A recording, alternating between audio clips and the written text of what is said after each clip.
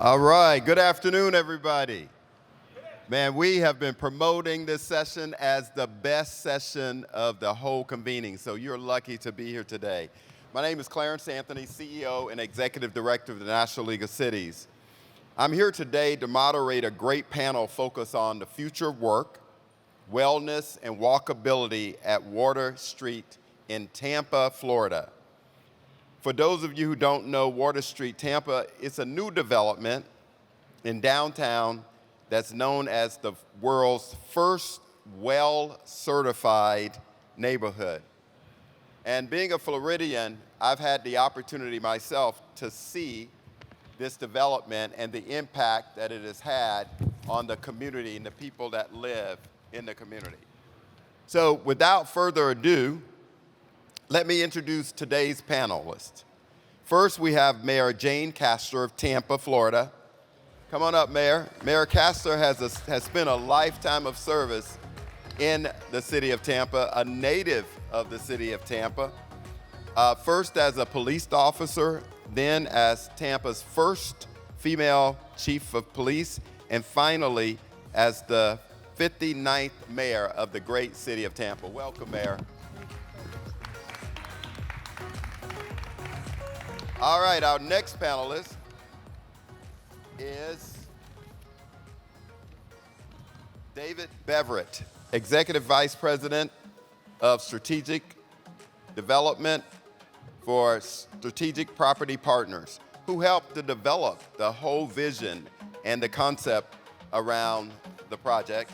And finally, we have Paul Scialla, founder of the International Well Building Institute, has joined us to talk about how well-being is a major part of this development and project. You guys give them a round of applause, because we're going to have a great discussion here today. All right, y'all ready? We're ready. We're ready, all right. Let me start with our mayor, who has been leading the city for the last couple of years, I think, about a year and a half or so. 3 years. 3 years, yeah, okay. Getting ready to go on almost 4, actually.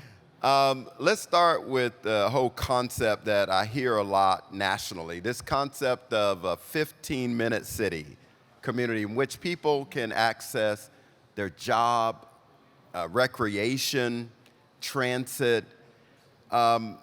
What inspired you around this concept of the 15-minute walk city, and how Tampa started to work on this concept as it relates to this project?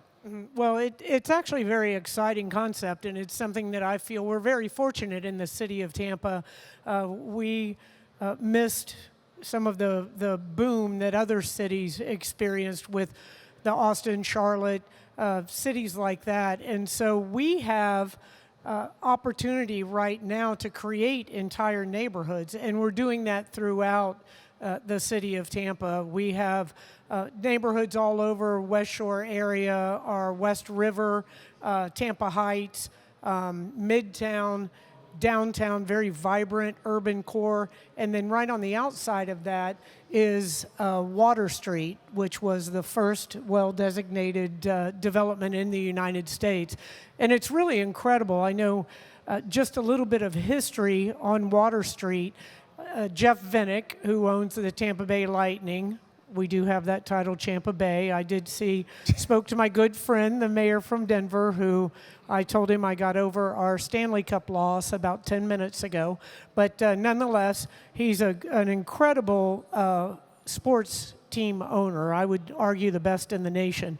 But he quietly purchased 56 acres of basically flat parking around the Amalie Arena, including waterfront right on our bay, and went about purchasing that. And then in a partnership with Bill Gates and Cascade Developments, came up with the SPP well-built neighborhood. And as you stated, the 15 minutes, what everyone wants right now is to have that community that they can live, work, and play in, and you don't have to go anywhere for your needs. And that's exactly what Water Street has created. And it is an incredible destination, and it ties into our downtown urban core channel side, which was mostly an industrial area right on the side of our port, which is in the top 10 in the nation in size and capacity, and then down into our historic Ybor city, which was the cigar capital of the nation back at the turn of the century. So we have all of those neighborhoods connected through our streetcar system right now. So it's very exciting being able to provide that type of living environment for everyone. So it's exciting. One of the things that I've seen walking around the exhibit hall is examples of how you can use technology, artificial intelligence, and whole concept of the smart city. David, I want to, this panel is about showing what that really looks like when you do it in real life. So we pulled all of what is going on here into Water Street. So talk to us a little bit about how you guys envisioned the project, how you started it, sure, and again, the impact it has had on the city of Tampa. So Clarence, it comes down to obviously doing a lot of your homework up front. So we 5 years ago, we went to other either gateway markets or two-tier markets like Nashville, Austin, Raleigh, Durham. We went all over the U.S. to really understand the technologies that are being deployed in other markets, because the best offense is a good defense. Understand what other regions and other cities have done right, and also learn from their mistakes, and we did a lot of that. Now, as you can imagine, and you can see it here, there's so many technologies that are being deployed. We went to Apple Park, which is in Cupertino, and we met with a lot of technologists that were having discussions about smart cities and what type of technologies to deploy. And at the end, you have to sort through a myriad of information and technologies that are available to you. And what we were looking for is highest and best use and return on investment, and what has the longest term sustainability for the development. And that's exactly what we did. So now what we're deploying is we're next week with the opening up of our Edition Hotel, that caps the completion of 5.2 million square feet, 12 different assets, which is 3 different hotels, 3 apartment buildings, 2 office buildings, 200,000 square feet of retail, 6 acres of public realm and open space. But what connects that is what we want to do is create a frictionless environment for everybody that's there. And in doing so, we've deployed the very best technologies that we've been able to find. So, for example, we'll have smart kiosks that'll be deployed throughout the district that allows you, we saw one in Austin there. You go up and it's like a smartphone. You can actually take a selfie with the smart kiosk. We have a universal access network, which allows you to take your secured network with you anywhere to any asset class, meaning you can go from your apartment to an office building to a hotel and still stay on your secured network. We have smart poles, which you can attach, and you can basically it holds the infrastructure for a smart city, meaning cameras and Wi-Fi and everything that's necessary for you to deploy into your city. I mean, the list goes on and on. And again, lessons learned. We spent a lot of time with a lot of consultants helping us to truly understand what is the highest and best use, the smartest, basically the best technologies that have a return on investment and are long lasting. So I was riding around the Water Street area, and I think I saw a utility building or facility, yes, that was what was that being used for? So that kind of falls under sustainability. So that's our district, that's district cooling. So what we've done is district cooling is about a 15,000 square foot brick building that looks like a cigar factory from Ybor. And what we do is we have all of the infrastructure for our chilled water facility that allows us to remove the chillers from all of the different buildings, whether it's a resi or an office. So that opens up the rooftops for amenity space, rooftop terraces, event space. So that facility provides operational continuity, meaning efficiencies, because it's in scale. So we're providing this to everything, 10 buildings, not the 2 hotels. So it's a technology that's been deployed in other markets, but for us, from a sense of scale and operational efficiencies, it's really paying dividends.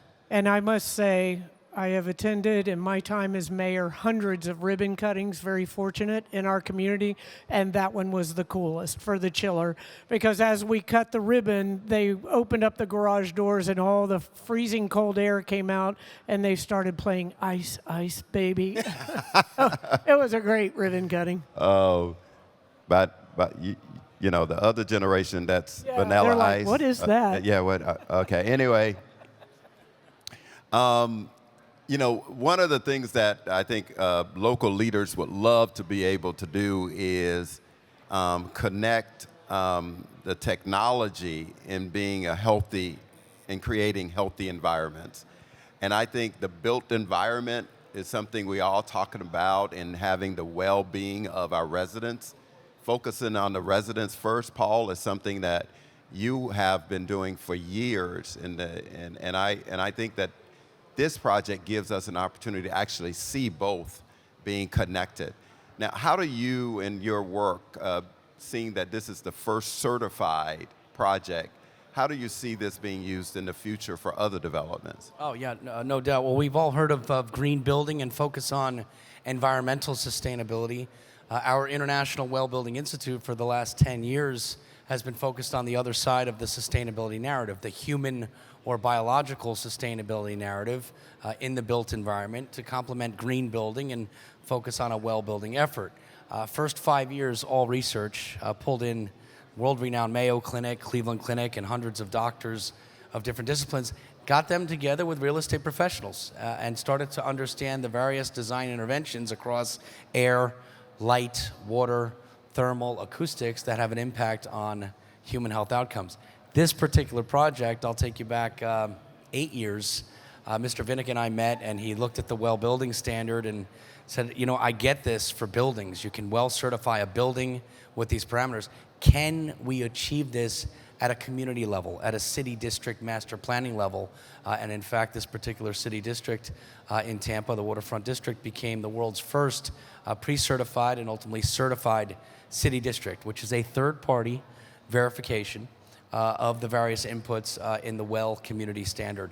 There are now 20 of these globally and growing, 20 city districts that are adhering to the well community standard, and it takes all of the understanding of what you can do indoors, better air quality, water quality, lighting, thermal, acoustics, what have you, programmatic elements, and apply them to the master plan.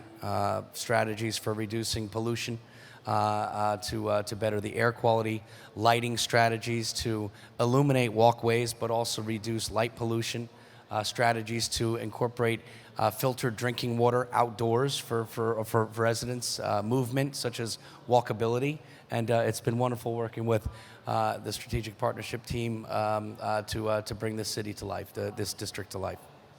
So we've talked about technology, artificial intelligence. We've also touched on the sustainability part. One of the parts about a development, 56 acres, is the people that live in the community, Mayor. Oftentimes leaders are challenged by the community saying, hey, you got a new developer, but no jobs were created. Talk to me about how you've engaged the local community, the future of work, job opportunities for those that live there. How has this project integrated all the things that municipal leaders want to say they achieved? Well, it really has been phenomenal, and as again, I just can't sing the praises enough of Jeff Vinnick and the fact that he chose to move his family from Boston to Tampa, and all the great things that he has done. And one of those, well, one I might say is he provides a $50,000 gift to a different nonprofit at every home Lightning game, and has given away millions of dollars worth of his personal wealth. Also, he donated a tract of land for one of the first buildings to come up down in Water Street that was our University of South Florida Medical School. And it is state-of-the-art as well. Said that the medicine changed on average once every year sometime back. Now it changes like every 24, 48 hours. So there's no such thing as a medical library anymore. They just have an interactive wall. but it's fascinating, the entire school. So that was one of the first that was built there, and there's a emergency clinic there as well. But the jobs just from the very beginning in the development portion of it, the hundreds of jobs that were brought to our community, and then the retail aspects, with that 15-minute reachability for all of the retail in there, the restaurants, everything that has come up in that area is just nothing short of amazing. But the businesses that have moved to the Tampa Bay area and specifically to Water Street, Dave can speak more intelligently about the percentage of office space that was filled up. I talked to a number of mayors that say, are you changing your residential office space into residential? And I said, we can't build office space fast enough. So our cyber security, our fintech, our life sciences, bio, it's just amazing the number of businesses that have either moved to Water Street and the city of Tampa as well, or have opened up a branch there. I just cut the ribbon, 2 days ago on a new cryptocurrency interactive facility, the first of its kind, down in Water Street. And as I'm standing there in the ribbon cutting, 2 individuals walked by that had just brought their businesses here, including Rapid 7. Julian from Rapid 7 walked by, and then another individual that had brought up a financial advisor business had opened up a branch in Water Street. So that ability to provide those jobs has been incredible to the economic health of our community. Another thing that Jeff Vinnick did early on was open Embark Collective. And it is a tech hub, entrepreneurial startup hub. The uniqueness of it is that they employ mentors that assist any of these individuals that come in.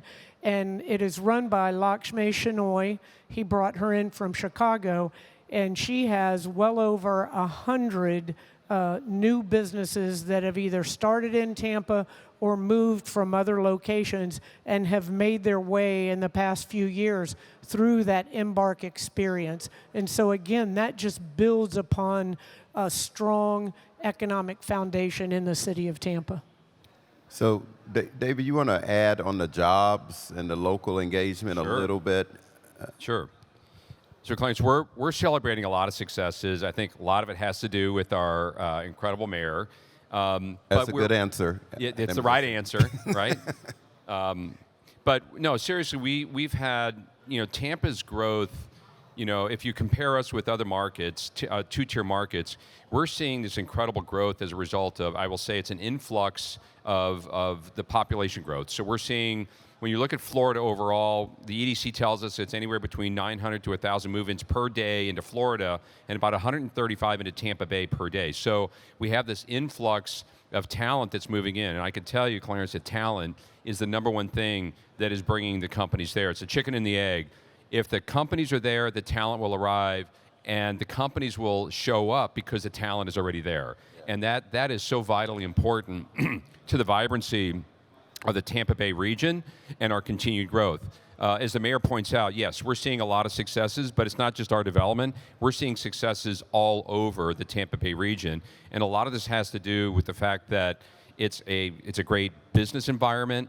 Of course, there's no state income tax, but it's a great business environment. It's friendly, it's welcoming. People want to be there. And our successes with our development are the result of, when you look at an urban fabric, and what is really driving the interest is that you have to curate and build something that kind of works for everybody, and that's exactly what we've done. That's why it's one of the largest mixed-use developments going on in the U.S. right now. Our success is based on the fact that it's a flight to quality. People are looking for kind of higher, better opportunities on apartments, offices, hotels, retail, et cetera. So a lot of that success has been playing into the fact that we're kind of at the right place at the right time. And there's my last thing I'll say is that it's taken 3 things to get there: capital, which we have; vision, which is Jeff Vinnick's vision and timing. And it's the confluence of those three things that have really brought us to where we are today.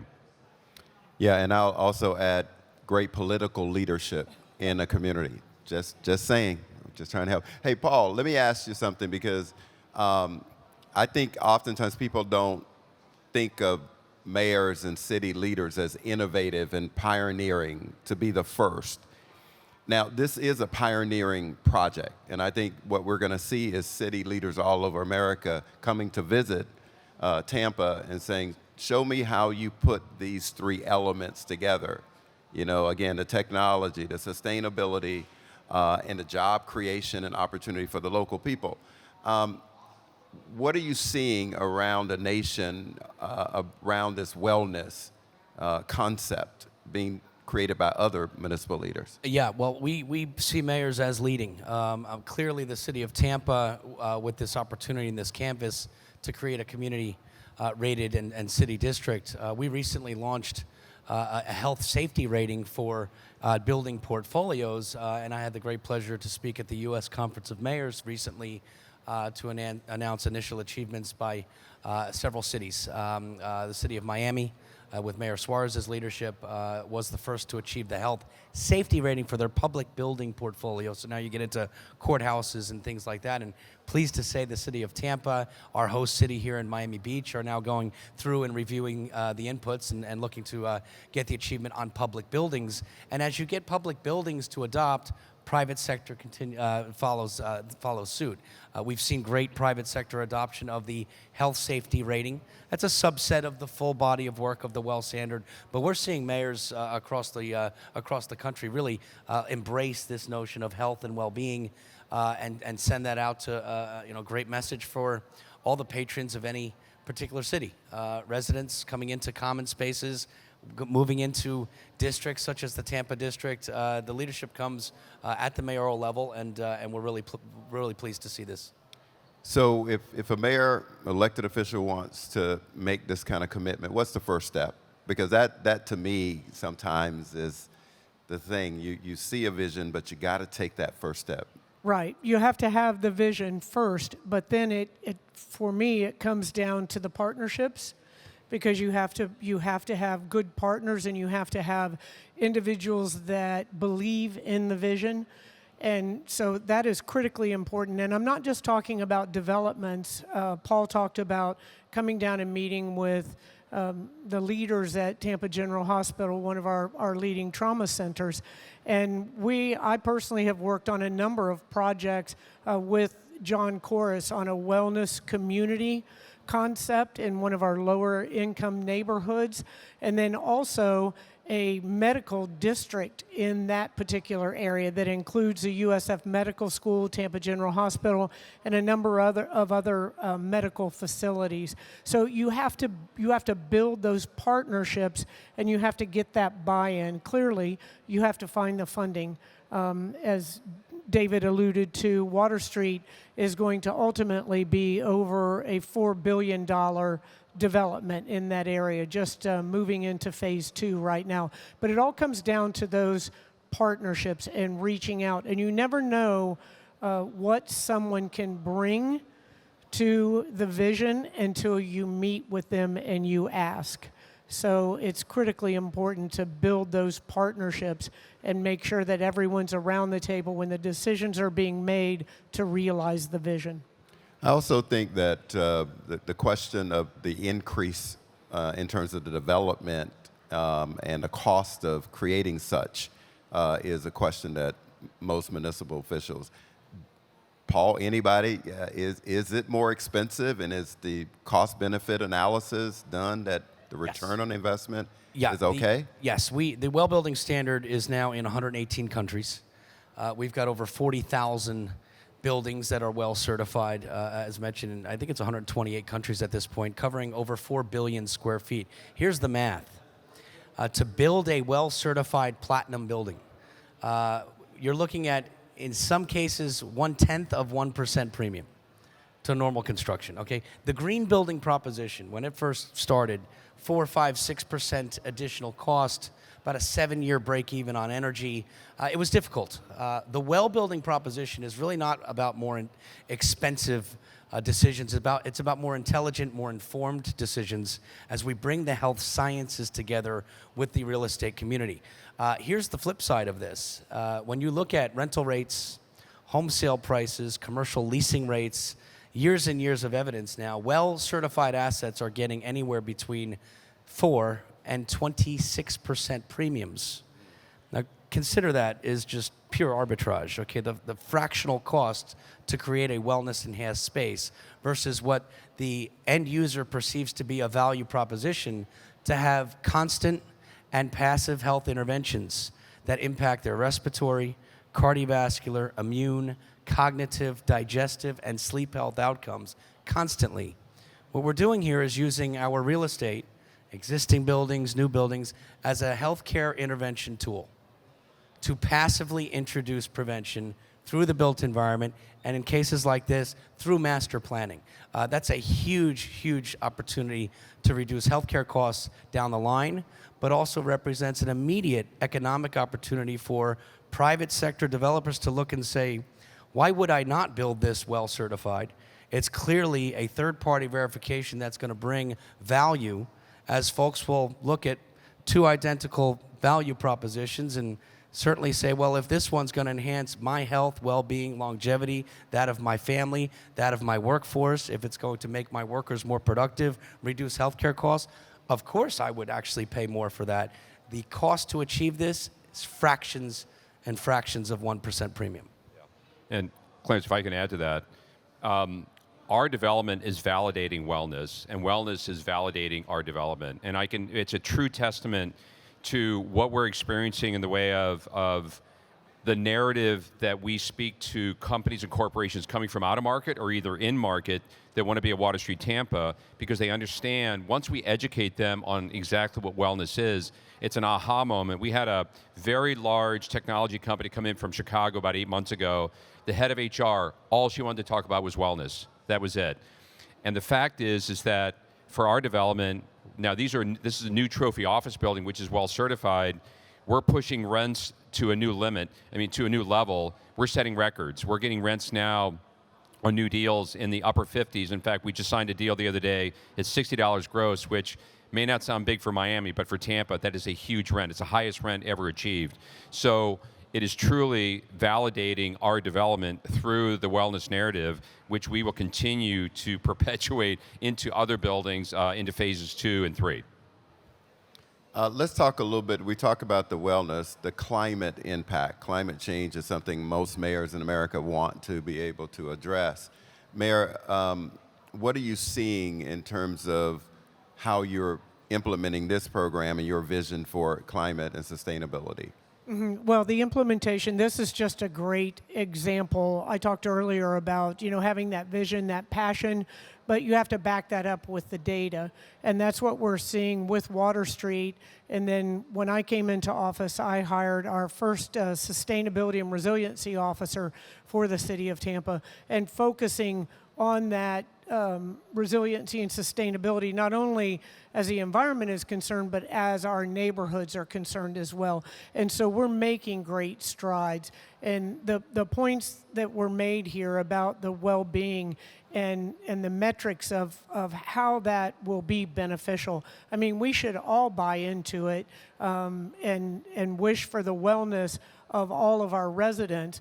But if you're just looking at the bottom line for that, it saves dollars. If you can look at it through a preventative mode. So that applies to the well-being of our residents, but also the well-being of our community as well. And it makes it much easier to get private industry to buy in to the reduction of our carbon footprint if we can show that others are doing it and that they're doing it with a value added. So it's very important. All right, Paul, 5 seconds. What are you proudest about being a part of this project? Well, I guess the people that'll be impacted, right? I mean, this is at the end of the day, whether it's visitors to the city, folks that work in the district or live in the district, stay in the district, play in the district. This is all about impact ultimately, and certainly that's something to be proud of. David? I think it's an overused phrase, but I've changed it up a little bit. I think providing one of the best live, learn, work, play environments, mixed-use urban environments in the U.S. I think that's what it is, and to be a part of it has been it's been fun and a real honor. It has. It's been a lot of fun. And because you're mayor, you get 6 seconds. All right, there you go. I think I'm most proud because it is that example for the future of our city, and it's an example not only for our nation, but for the world as well. So to be able to put our incredible city on the world map through such a positive example as a Water Street is something that is just beyond imagination for me. I would say to this audience, it put together everything that we've been seeing the last few days, the technology, the sustainability, the human element of the job creation in the community. And the most important thing, it fits the fabric of the community. It doesn't look like it was just plopped there and did not incorporate the history of Tampa. And for that, we thank you for it. And if you ever want to visit, call the mayor up. She'll give you a not personal tour, but she'll give you somebody to walk you around. I'll give you a personal tour. Come on down. We are the best kept secret in the world. It is a wonderful city, very welcoming, the friendliest city that you'll ever find. Yeah, and thank you guys very much. I hope you enjoyed this conversation. Appreciate you. Thank you. Thank you, guys. Thanks, Clarence.